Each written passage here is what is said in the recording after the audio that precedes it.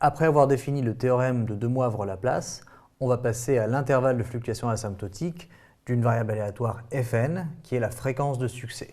Alors si on prend xn suit la loi binomiale de paramètres np et que l'on définit alors une nouvelle variable aléatoire fn qui est égale à xn sur n et qui est donc la fréquence de succès puisque c'est le nombre de succès divisé par le nombre n de répétitions.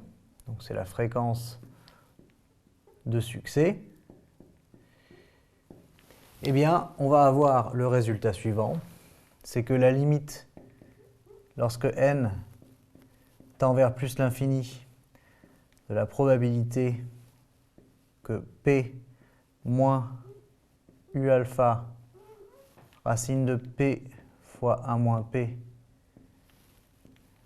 sur n soit inférieur ou égal à fn, soit inférieur ou égal à p plus u alpha racine de p fois 1 moins p sur n, eh bien la limite de cette probabilité, c'est la probabilité que j'ai z compris entre u alpha et moins u alpha, avec z, une variable aléatoire suivant la loi normale centrée réduite. Voilà.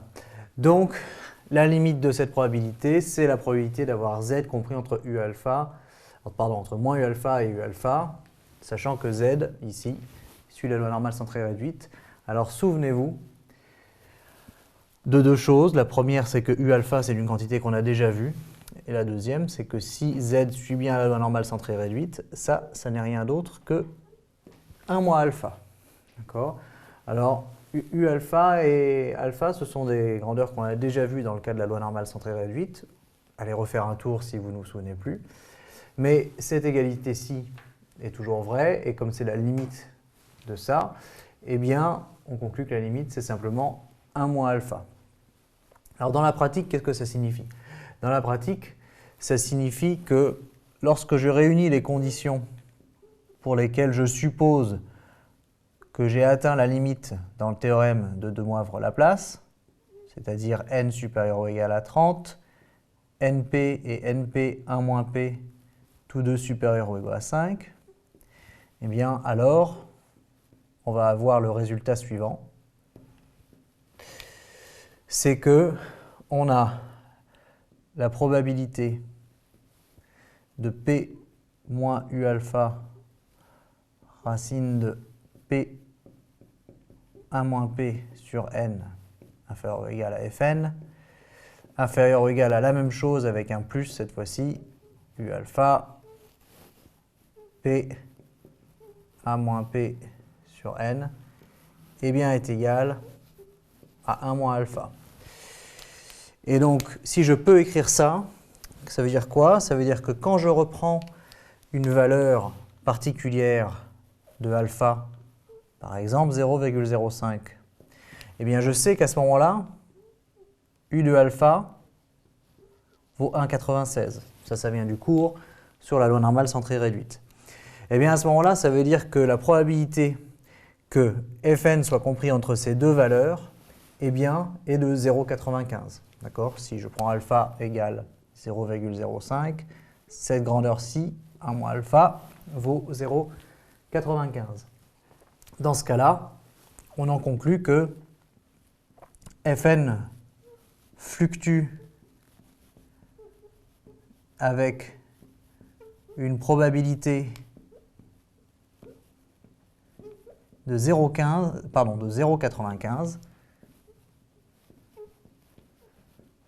dans l'intervalle que je vais appeler I, pourquoi pas, et c'est l'intervalle P moins 1,96 racine de P 1 moins P sur N, et P plus 1,96 racine de P 1 moins P sur N. Voilà.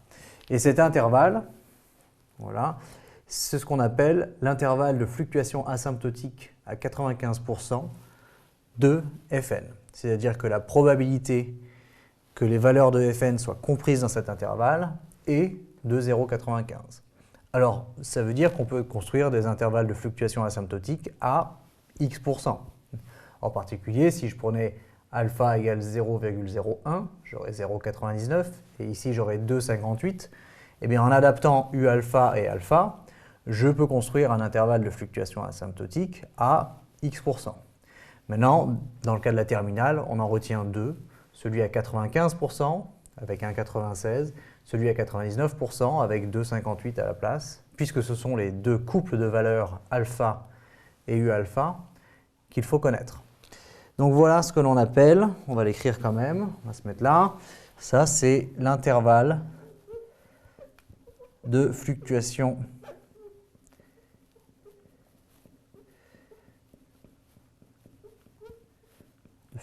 asymptotique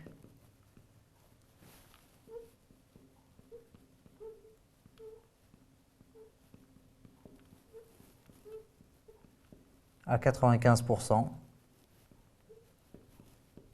de Fn. N'oubliez pas que Fn, c'est la fréquence de succès, donc il faut bien faire xn divisé par n pour pouvoir écrire ici le bon intervalle de fluctuation asymptotique.